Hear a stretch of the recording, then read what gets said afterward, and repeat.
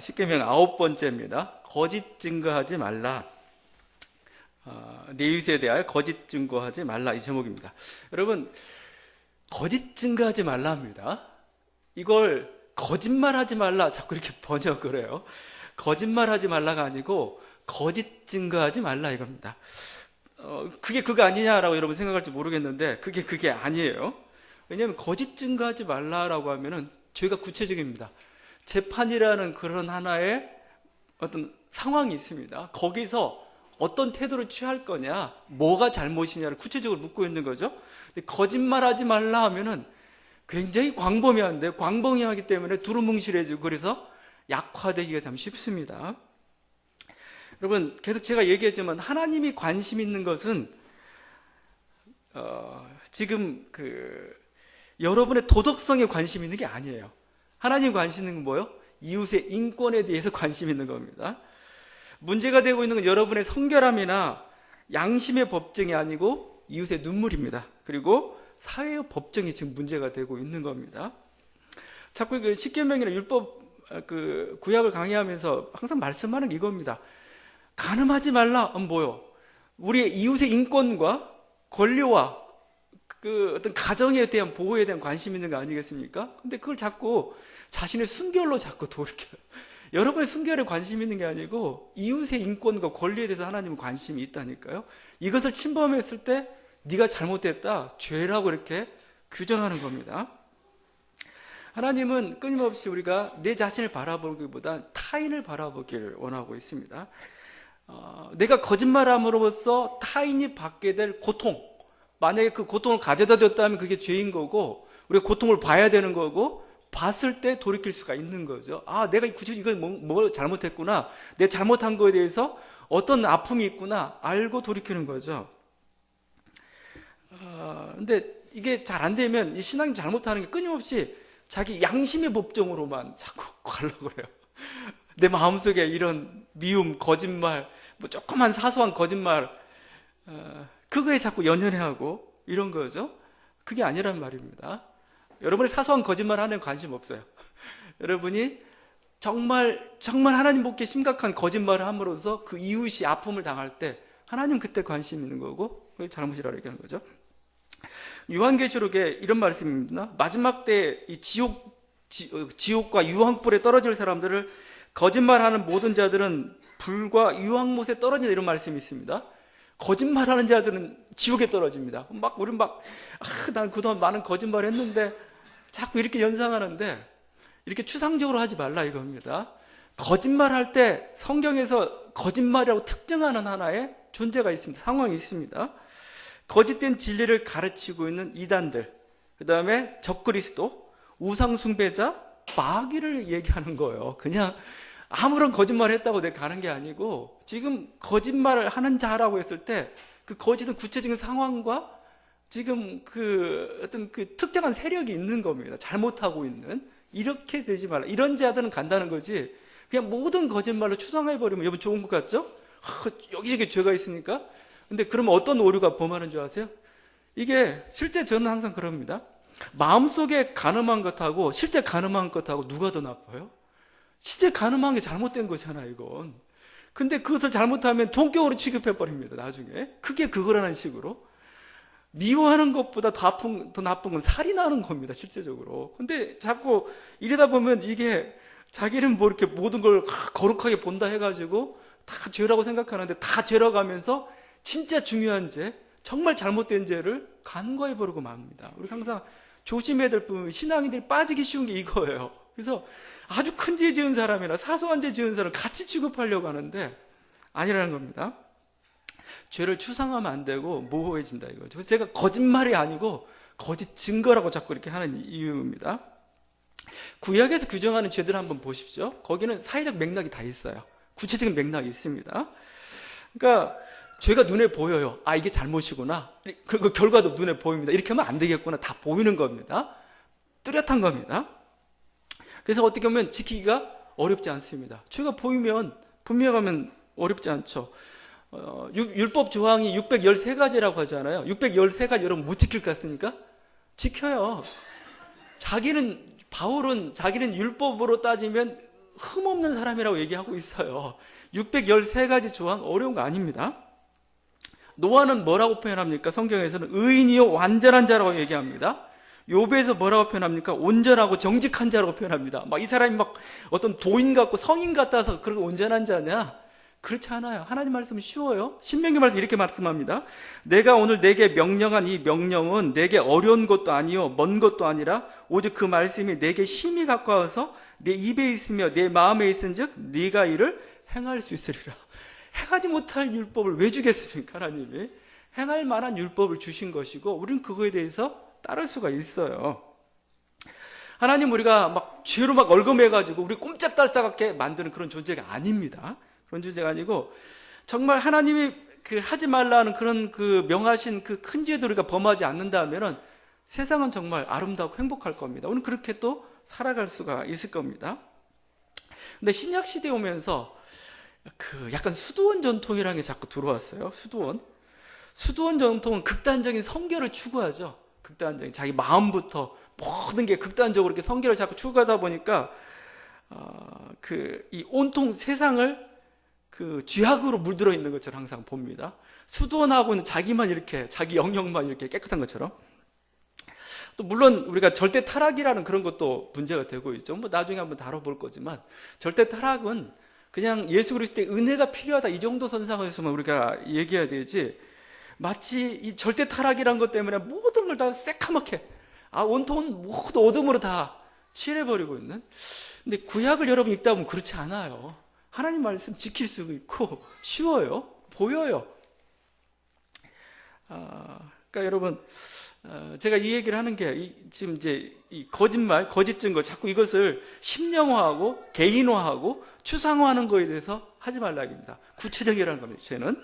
근데 루터는 그래서 거짓말 같은 것도 거짓말하지 마 이렇게 하지 않고 거짓말을 세 종류로 나눴습니다. 만약에 거짓말하지 말라고 할 때 어떤 거짓말이 안 되냐 얘기했을 때 세 가지가 익살스러운 거짓말, 유익한 거짓말, 해로운 거짓말 세 가지입니다.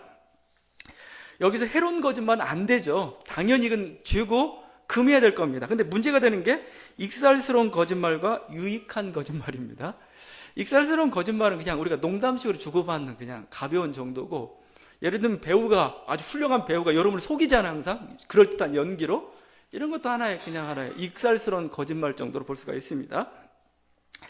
근데 유익한 거짓말이 있습니다. 유익한 거짓말이 가장 지금 문제가 되고 있는데, 어쩔 수 없는 상황에서 생명을 살리기 위해서 해야 될 그 거짓말들이 있어요.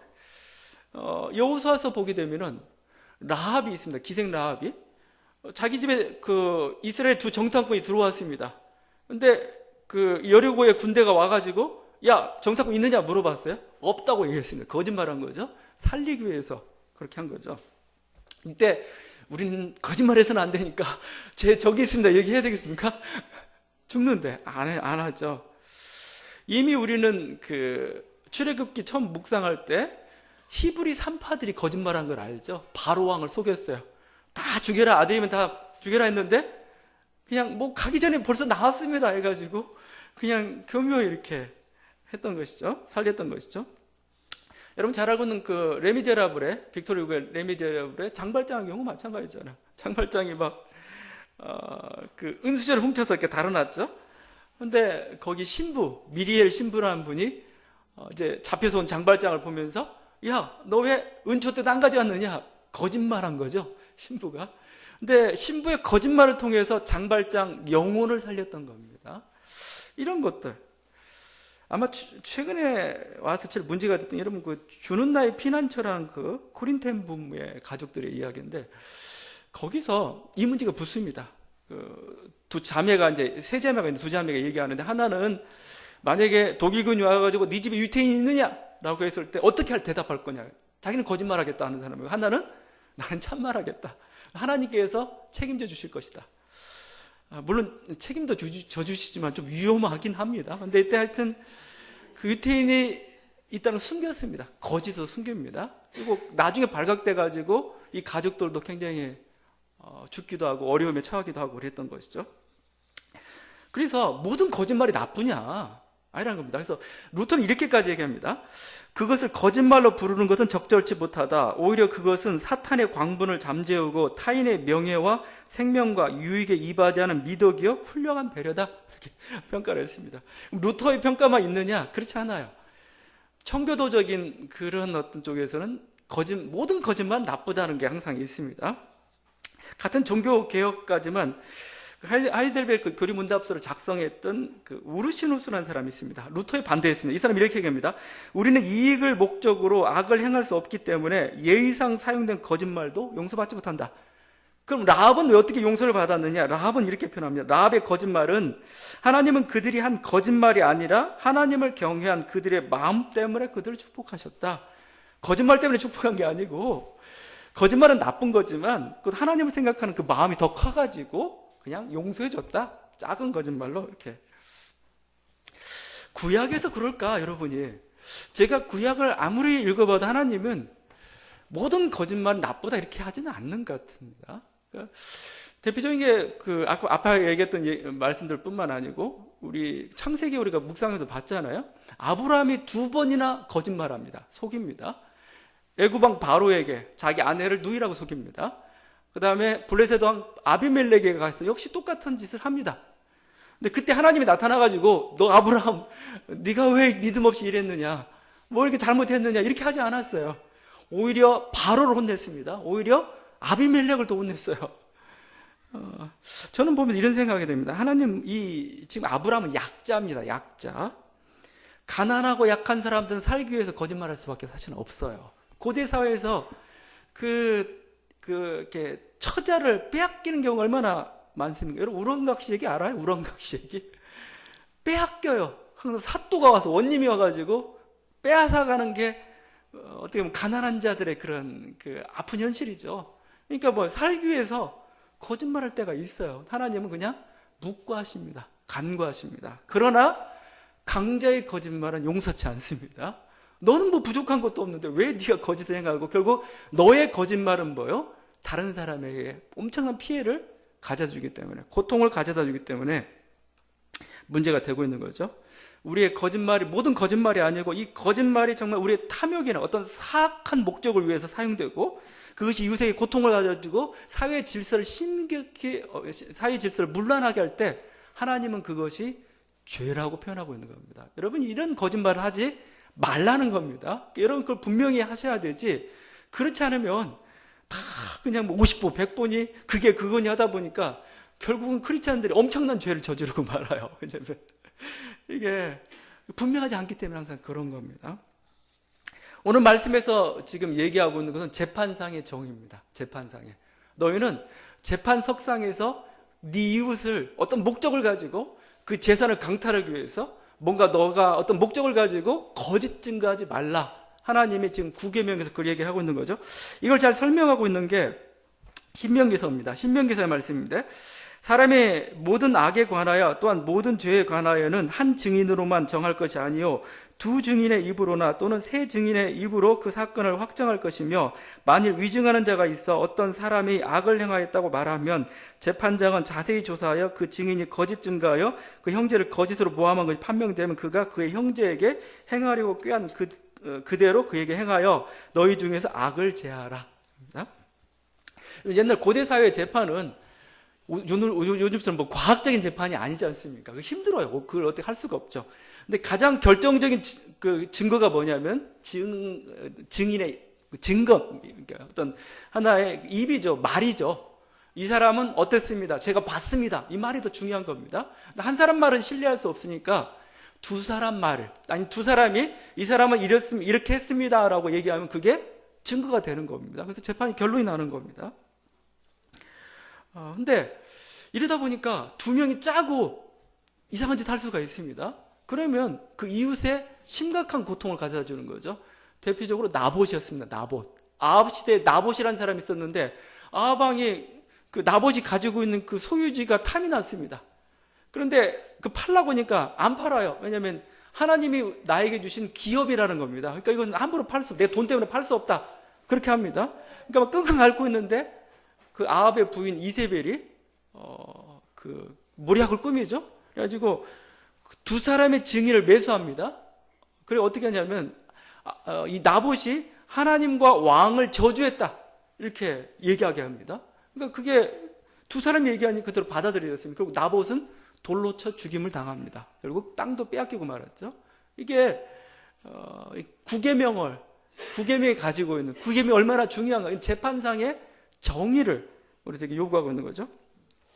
외경에 수산나 이야기라는 게 있습니다. 수산나, 이제 그림에 많이 나오는 장면인데, 수산나가 아름다운 여인이었는데 어떤 두 노인네가 수산나가 목욕하고 있을 때 못된 짓을 하려다가 실패합니다. 그러고 나니까 이 두 노인네가 어떻게 하냐면은 수산나한테 모든 죄를 다 뒤집어 씌웁니다.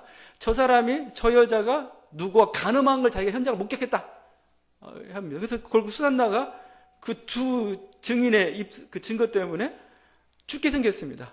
그때 수산나에게는 사실 다니엘 어린 시절 얘기라고 해요. 다니엘이 나타납니다. 다니엘이 나타나가지고 아주 지혜롭게 그걸 처리를 해요.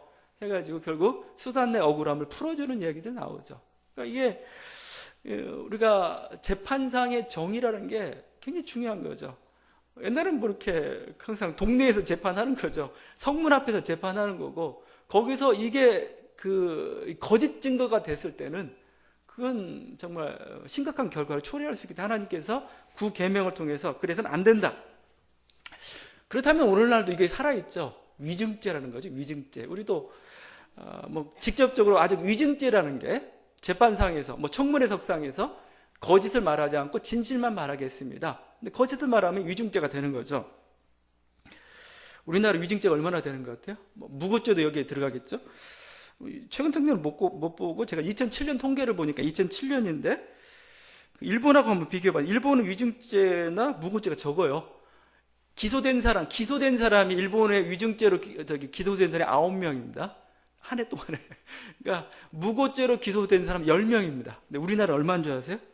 우리나라는 보니까 그 당시 위증죄로 1544명이 기소가 됐고 무고죄로 2171명이 기소가 됐습니다. 인구 비례 이렇게 따져보니까 일본보다 위증죄가 857배고 무고죄는 1085배입니다. 지금도 계속해서 위증죄는 늘어가고 있는 그 추세죠.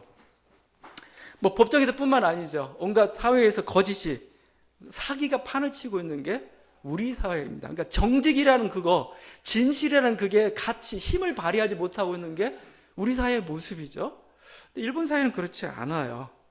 뭐 이런 우리 뭐 장관들이 그렇죠. 장관들이 그냥 국회 석상에, 청문회 석상에다 뻔뻔스럽게 그냥 거짓말을 해요. 그 다음에 뭐 어떤 고위직 청문회에서도 은폐하고 거짓말하고 위증하고 또 그렇게 해도 기소도 안 하고, 그러니까 그 부끄러우지도 않아요. 마치 드러난 거에 대해서 마치 안타까워하는, 이게 우리들의 모습이죠. 도덕성이나 정직 지수로 따지면 정말 밑에입니다. 밑에.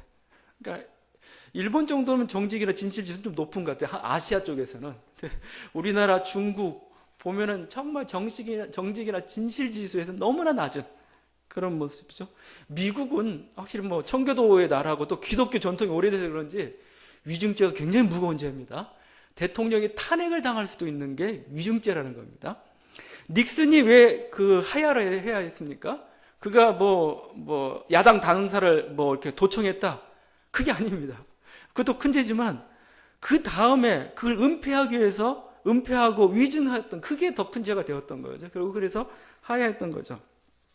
우리 몇 년 전에 그 클린턴 대통령 얘기를 우리가 잘 알고 있습니다. 비서와 성추문이 일어났습니다. 그래가지고 이제 청문회 석상에 청문회에 이제 끌려오게 됐는데 물어봐요. 네 성추문 했느냐 안 했느냐 물어봅니다. 했는데 안 했다고 하면 위증죄가 되는 겁니다. 물어보니까 뭐라고 했죠? 아주 교묘한 대답을 했습니다. 부적절한 관계를 맺었습니다. 그러니까 이 부적절한 관계가 뭐야 이거 지금. 그래갖고 빠져나갔습니다. 이 뭐 교묘하게 빠져나간 건데 뭐라고 좀 이렇게 비판을 받을 수도 있겠지만, 저는 이렇게 해서라도 위증죄를 피해 가려는 그 모습, 그게 더 좀 어떻게 보면 부러워 보였어요. 오히려. 아, 위증죄를 정말 무겁게 생각하는구나. 우리는 뭐요? 묵살해버리죠. 묵살해버리고 위증죄 걸려도 그냥 뻔뻔스럽게 그냥 뭐 벌금형 맞고 말지 뭐 이런 식의 태도니까요. 우리 사회도 언제쯤이면 이렇게 믿을 수 있는 사회가 될 수가 있는가? 진실과 정직에 대해 무겁게 대하는 사회가 될 수가 있는가? 뭐 교회가 아무리 이렇게 선교를 열심히 하고 그래도 한국 사회 도덕성은 변하지 않는 것 같아요. 참 그게 우리의 안타까운 점이죠. 교회가 많아지면은 사회 도덕성이 높아져야 되는데 그게 아닌 것 같습니다. 그냥 도덕성 수준은 사회나 교회나 거의 별 차이가 없는 것 같아요. 이렇게 당장의 위기를 벗어나기 위해서는 막 신앙인도 마찬가지입니다. 목회자들도 마찬가지입니다. 내가 그 위기만 벗어날 수 있다면 무슨 거짓말이든 다 해요. 어떤 은폐든 다 합니다. 사회나 똑같아요. 우리가 그렇다면 우리가 왜 그럴까? 서구는 오랜 기독교 전통이 있어서 그런 거고 우리는 짧아서 그런가 전통이.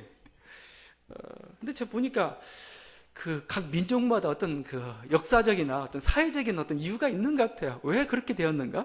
제가 우리 사회를 바라보니까 한번 세 가지 정도, 뭐 여러분도 더 찾을 수도 있겠는데 세 가지 정도가 좀 원인이 되는 것 같아요.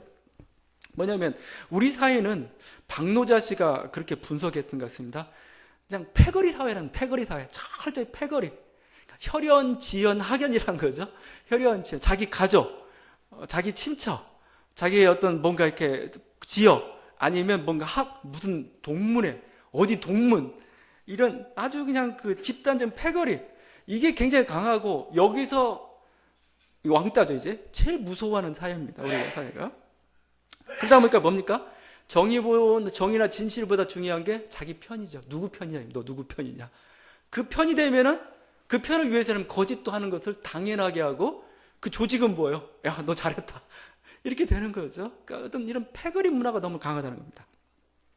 또 하나 보니까 이 분단과 전쟁, 또 오랜 이념 갈등을 또 얘기할 수밖에 없겠어요. 오랜 어떤 이념 갈등, 전쟁, 분단, 이것도 어느 편이냐가 중요한 겁니다. 너 누구 편이야, 누구 편? 상대방의 진실은 듣지도 않죠. 자기는 어떤 수단을 써서 상대방 꺾어야 되는 게 지금 우리 사회의 갈등 구조라는 거죠. 물론 그 이념이라는 건 우리들에게 생존의 문제였던 거죠. 근데 언제까지 그걸 가지고 살아갈 거냐 이거. 지금 50년, 60년이 넘어가고 있는데도 지금도 역시 그 이념이란 그걸 못 벗어나고 있는 게 우리 사회의 가장 큰 그 비극이죠. 그러니까 교회도 마찬가지입니다. 그러니까 정의와 이념 중에 있다면 우리나라는 뭐예요? 이념을 택하는 겁니다. 그러면서 그 이념 때문에 뭐예요? 그 모든 그 불의와 어떤 거짓과 그 모든 것을 서슴없이 행하고 부끄러지도 안 합니다. 그래서 참 이념이라는 게 참 무서워요. 사람이라는 게. 어느 편이냐는 게 참 무서워요, 이게. 그리고 마지막 하나 할 것은 우리의 근대화 고도 성장 과정. 이 성장 과정이 가장 중요한 건 뭐죠? 최상의 결과잖아요. 최상의 결과. 자꾸 최상의 결과만 이렇게 하다 보니까 과정은 중요시하지 않아요. 어떤 과정이든 너 승리하면 돼. 성공하면 돼. 그렇죠? 그러다 보니까 정의가 사라져버린 사회가 우리 사회입니다. 근데 지금까지는 어떻게 해서 그렇게 왔다고 하지만 앞으로도 그럴 거냐 이겁니다. 우리 지금까지는 배고파서 어쩔 수 없다 하지만 이미 이제 배불렀는데 이제 빵 문제가 되지도 않는데 여전히 너 빵에 매여 사는 그런 인생이 될 거냐 이겁니다. 우리 사회가 사실은 선진 사회로 들어가지 못하는 이유는 진실성이 없기 때문에 그래요. 정직하지 않기 때문에 그렇습니다. 민주의 가치를 모르기 때문에 그렇습니다. 거기서부터 신뢰하지 않기 때문에 의심의 비용이 너무 많이 들어요. 그리고 자기만을 위해서 하는 세상이 되어버렸죠. 그렇게 어떻게 공유할 수가 있나요? 창의력도 나올 수도 없어요. 이런 데서는요. 우리가 다시 한번 하나님 말씀으로 정직의 가치, 진실의 가치를 회복할 수 있기를 바랍니다. 그래야 돼요. 그래서 어느 정도 발달한 선진사회에서는 정직하지 않고 진실하지 않으면은 살 수가 없어요. 거기서는 도태됩니다. 완전히 그냥 거기서 그냥 이렇게 안 돼요. 그러니까 진실이나 정직이 사실은 세계적인 마인드예요. 이제 세계화가 뭐냐? 세계적인 마인드 추세가 뭐냐? 불이나 부정직이나 이념이 아니고 진실이고 정직인 겁니다. 이게 다시 한번 우리 민족에 있기를 바랍니다. 오늘 말씀을 우리가 묵상하다 이 거짓 증거라고 할 때 우리가 재판이나 모든 것에서 우리가 진실을 해야 될 필요성이 있습니다. 근데 종교 개혁자들이 거짓 증거하지 말라고 할 때 가장 중요하게 생각했던 게 또 하나가 있었습니다. 그건 뭐냐면은 명예였습니다. 이웃의 명예. 이웃의 명예를 실추시키지 말라. 이웃의 이름을 더럽히지 말라. 이런 거죠. 그러니까 우리의 입으로 그냥 어떤 재산만 그들을 거짓 증거를 통해 재산을 빼앗는 게 아니고 우리 입술로 다른 사람의 명예를 빼앗는 것, 그것도 심각한 죄다 이렇게 얘기한 겁니다. 칼빈입니다. 칼빈이 구계명을 해석하면서 이렇게 얘기합니다. 이 계명의 목적은 진리이신 하나님이 거짓말을 미워하심으로 우리는 서로 진실을 실행하여 속이지 말라는 것이다. 우리는 남을 중상하지 말며 거짓으로 남의 재산을 해하지 말아야 한다. 하나는 악의와 험담으로 이웃의 명예를 상하는 것이요, 또 하나는 거짓말이나 심지어 회방으로 남의 재물을 빼앗는 것이다. 루터도 마찬가지입니다. 루터도 대교류문답 9계명 강해에서 이렇게 얘기합니다. 우리 신체, 배우자, 소유물에 더하여, 앞에 나왔던 거죠. 우리 10계명에 간음하지 마, 도둑질하지 마, 살인하지 마, 이런 거죠. 우리에겐 또 다른 보물이 있다. 바로 명예와 좋은 평판이다. 우리는 이것 없이는 살 수 없다. 노골적인 치욕과 경멸을 받으며 사람들 가운데 사는 것은 견딜 수 없는 일이기 때문이다. 그러므로 하나님은 우리 이웃의 명성, 훌륭한 이름, 고든 성격이 그의 돈과 소유물만큼이나 사라지거나 감소되는 것을 원하지 않으신다. 모든 사람은 그의 고결함을 유지하며 아내와 자녀와 종들과 이웃 앞에 설 수 있어야 한다. 그죠? 이게 9계명 강해. 예. 그러니까 너의 거짓 증언으로서 상대방의 명예를 빼앗지 말라. 그러니까 거짓 증언은 재판석상에서는 사실 일어난 일은 아니죠. 우리들이 어떤 동네에서, 사석에서, 요즘 뭐 인터넷이나 아니면 여러 가지 것들 내고 이 사람은 이렇습니다라고 하면서 험담하는 거죠. 비난하는 거죠. 그걸 통해 가지고 그게 정당한 거면은 우리가 뭐 회교 촉구로 들을 수 있겠지만, 그게 부당한 거라면, 그게 왜곡된 거라면, 그게 편파적인 거라면 그 사람의 명예를 실추시키는 겁니다. 여러분, 명예는 뭐예요? 힘입니다. 권력입니다. 명예는 보이지 않는 그게 아니고 이 사람 한 존재에 가지고 있는 힘이에요. 명예라는 게. 명예를 잃는 순간 이 사람 힘을 잃는 거고, 그래서 서구에서 명예를 잃으면 자살까지도 감행합니다. 자기는 더 이상 살 이유가 없다 이거죠. 하나님은 우리의 명예를 소중히 여기시는 분입니다. 이웃의 명예를 소중히 여겨라라고 지금 말씀하고 있는 거죠. 사실이나 정의가 아닌 거짓된 것으로서 이웃의 명예를 실추시키지 말라. 하나님은 이거에 대해서 그런 점에서 우리는 참 우리 삶 중에 위험한 사회입니다. 제가 이제 가끔 댓글 같은 거 이렇게 인터넷 같은 데 보면은 너무 위험해요, 이렇게. 요즘 좀 명예훼손죄라는 게 많이 등장을 하고 있죠. 그러니까, 거짓된 사실로, 심지어 사실일지라도 공개하는 것은 사실은 그 사람이 당해야 될 벌 이상의 벌을 받게 만드는 그런 일이 되는 거죠. 그래서 우리들 참 조심해야 될 그 부분입니다. 요즘 뭐 국정교과서 때문에 뭐 해가지고 뭐 종북이니 빨갱이니 뭐 이런 말들은 안무하고 있습니다. 그 단어도 좀 조심해야 됩니다. 이미 명예훼손죄로 한번 걸리기도 했죠. 이 모든 표현들, 이 단어들, 여러분이 그냥 어떤 사실에 대해서만 얘기하십시오. 뭔가 잘못했다. 뭔가 난 이게 불의하다고 생각한다. 그러면 거기에 대해서 이거 잘못했습니다. 나는 이렇게 생각하지 않습니다. 라고까지만 해야 되지, 여기서 왜곡시키거나 여기서 편파적인 지식으로 뭐 이렇게 더 씌우거나 아니면 이렇게 여러 가지 그냥 규정하는 그 단어들로, 뭐 전라도, 경상도 다 규정하는 단어들이 있습니다. 이런 식으로 사람을 딱 규정해버리면 안 되는 겁니다. 이 사람 명예가 실추가 되는 거고 거기서 갈등이 더 깊어지는 거죠. 여러분, 다시 한번 우리가 정당한 비판은 저는 뭐 가능하고, 요즘 한국 사회는 한국교회가 너무나 불의하기 때문에 정당한 비판은 가능하다고 봅니다. 그러나 그게 비판인지 험담인지 그냥 정말 이렇게 왜곡된 건지 좀 정확히 구분하시고 우리가 그렇게 말을 할 수 있고 해야 될 것입니다. 만약에 그렇지 않다면 하나님은 너희가 제 9계명을 어겼다라고 지금 말씀하고 있는 겁니다. 거짓 증거에 능한 자가 있습니다. 그게 누구냐면 사탄이죠, 사탄. 사탄은 어떤 존재냐? 사탄을 성경은 뭐라고 규정하고 있냐면은 이 9계명의 그 원조가 사탄인 겁니다. 욥을 거짓 증거했던 게 사탄이었던 거죠.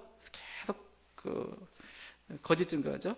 마귀는 거짓의 아비라 불립니다. 그는 처음부터 살인한 자, 요한복음 말씀입니다. 진리가 그 속에 없으므로 진리에 서지 못하고 거짓을 말할 때마다 제 것으로 말하나니 이는 그가 거짓말장이요 거짓의 아비가 되었습니다. 사탄은 누구냐? 거짓으로 뭉친 존재다, 이렇게 얘기하고 있습니다. 하나님은 어떤 분이십니까? 하나님은 진실의 하나님입니다. 하나님은 의의 하나님입니다. 여러분, 우리가 아멘이라는 단어를 많이 쓰죠. 아멘, 아멘 합니다. 아멘이라는 뜻이 여러 가지가 있지만 가장 근본적인 뜻은 진실이라는 뜻입니다. 진실. 이건 내 기도는 진실입니다. 이겁니다. 하나님, 아멘. 그래서 우리가 저기 하죠. 예수님이 진실로 진실로 너희에게 이르노니 할 때 그 헬라어가 아멘 아멘 이렇게 되는 겁니다. 아멘 아멘 레고 휘민 이렇게 되는 겁니다. 진실이라는 뜻을 가지고 있습니다. 요한계시록에 나타난 예수님은 이렇게 표현합니다. 아멘이시오 충성되고 참된 증인이신 예수님이시라고 말씀드리고 있죠. 여러분 누구를 쫓고 있습니까? 우리가 진실의 길을 쫓아간다면 우리는 예수님의 제자들입니다. 예수님의 길을 쫓고 있는 사람들입니다. 그런데 만약에 우리 거짓의 길을 쫓고 있다는 것은 정말 마귀의 길을 쫓고 있는 거라 마찬가지라고 말씀합니다. 오늘 다시 한번 10계명, 9계명 이 말씀을 통해서 하나님께서 우리에게 이 말이라는 중요한 그 도구를 주셨는데 이걸 좀 잘 진실되게 정말 생명력 있게 사용할 수 있는 저와 여러분들에게 간절히 바랍니다. 기도하시겠습니다. 하나님 아버지, 우리 안에는 늘 거짓으로 가득 차 있는 우리 자신의 모습들을 볼 때가 있습니다. 우리가 성령 안에서 통제를 하고 있지만 이것이 잘못되어서 이렇게